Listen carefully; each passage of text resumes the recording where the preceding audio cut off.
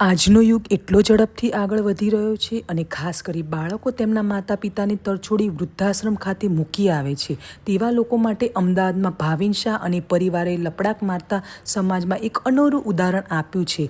વાત કરીએ તો ઘાટલોડિયા ખાતે આવેલ નિર્માણ કોમ્પ્લેક્સમાં રહેતા ભાવિન શાહને જેમણે નવરાત્રિના આઠમના રોજ મળેલ આરતીના લાહવાને સ્વીકારતા તેમની સાથે સાથે ફ્લેટમાં રહેતા 61 વર્ષની ઉંમરના તમામ વૃદ્ધો લોકોનું મા જગદંબાની મહાઆરતી સાથે સન્માન કરી ઉત્તમ કાર્યનું ઉદાહરણ આપ્યું। તમામ સિનિયર સિટીઝનને એક છત નીચે એકત્ર કરી તેઓએ રજવાડી સાફા પહેરવામાં આવ્યા હતા। ત્યારબાદ દીવાઓ અને મહાઆરતી કરવામાં આવી હતી। આરતી બાદ પરિવાર દ્વારા ઉપસ્થિત તમામ વડીલો વૃદ્ધોનું શાલ ઓઢાડી ગિફ્ટ આપી સન્માન કરતા આશીર્વાદ મેળવ્યા હતા।